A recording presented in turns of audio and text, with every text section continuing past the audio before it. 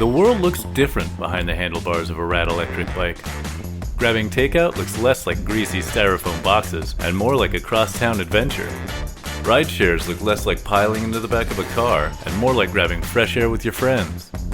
And commuting can even start to look like the best part of your day. That's because with Rad, the world is what you make of it, not what it makes of you. See for yourself with a 14-day free trial. Find your fun at radpowerbikes.com. Coming up on 5 Minute News. Sudan fighting continues on despite ceasefire. Manhunt underway for Texas gunman despite no leads. And G7 ministers recommend risk-based AI regulation. It's Monday, May 1.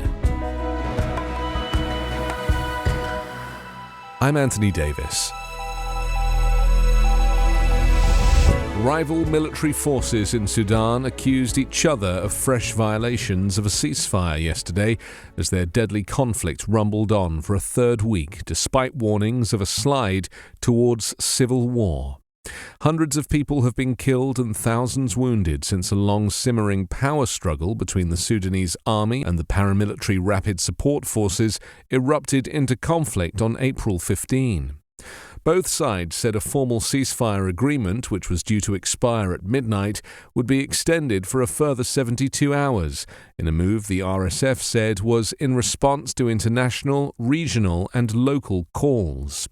The army said it hoped what it called the rebels would abide by the deal, but it believed they had intended to keep up attacks. The parties have kept fighting through a series of ceasefires secured by mediators, including the United States.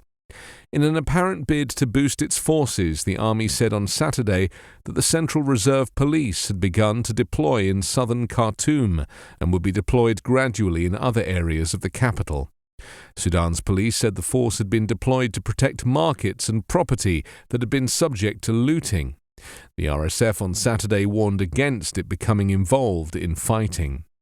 The force is a large and heavily armed division of Sudan's police force that has fighting experience from conflicts in the western region of Darfur and the Nuba Mountains in southern Sudan.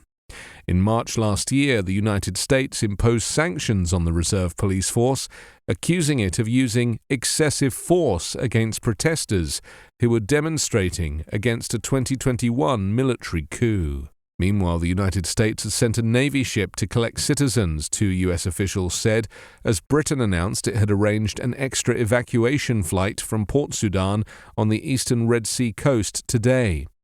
Nearly 1,000 Americans have been evacuated since the violence began. A widening manhunt for a Texas gunman who killed 5 neighbors continued turning up nothing yesterday as officers knocked on doors. The governor put up a $50,000 reward, and the FBI acknowledged they had 0 leads after nearly 2 days of searching. The search for the subject has grown in scale since the Friday shooting, with more than 200 police from multiple jurisdictions searching for Francisco Oropeza, many going door to door looking for the 38-year-old suspect and asking for tips. Local officials and the FBI also chipped in reward money, bringing the total to $80,000 for any information about Oropeza's whereabouts. Oropeza is considered armed and dangerous after fleeing the area on Friday night, likely on foot. Authorities had widened the search beyond the scene of the shooting, which occurred after the suspect's neighbors asked him to stop firing off rounds in his yard. The suspect responded by telling them that it was his property. Doorbell camera video captured him walking up to the front door with a rifle. Investigators found clothes and a phone while combing a rural area that includes dense layers of forest, but tracking dogs lost the scent. Authorities were able to identify Oropeza by an identity card issued by Mexican authorities to citizens who reside outside the country, as well as the doorbell camera footage. Police have also interviewed the suspect's wife multiple times. Police recovered an AR-15-style rifle that they said Oropeza used in the shootings, but authorities were not sure if he was carrying another weapon. The attack happened near the town of Cleveland, north of Houston, on a rural street where single-story homes sit on 1-acre lots and are surrounded by a thick canopy of trees. Some residents say neighbors often unwind by firing off guns. The Group of 7 advanced nations should adopt risk-based regulation of artificial intelligence, their digital ministers agreed on Sunday, as European lawmakers hurry to introduce an AI Act to enforce rules on emerging tools such as ChatGPT.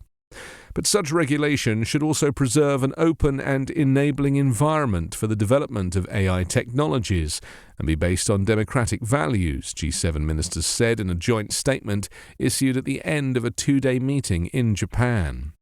While the ministers recognize that policy instruments to achieve the common vision and goal of trustworthy AI may vary across G7 members, the agreement sets a landmark for how major countries govern AI amid privacy concerns and security risks.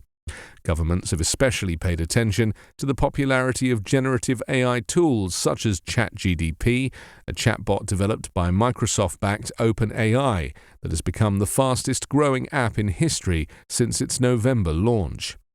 Italy, a G7 member, took ChatGPT offline last month to investigate its potential breach of personal data rules. While Italy lifted the ban on Friday, the move has inspired fellow European privacy regulators to launch probes.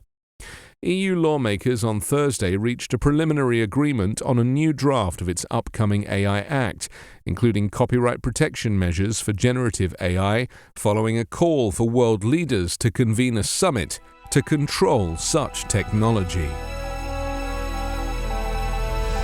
You can subscribe to the 5-Minute News Patreon for bonus videos, commentary, and more. Go to patreon.com/5-Minute News.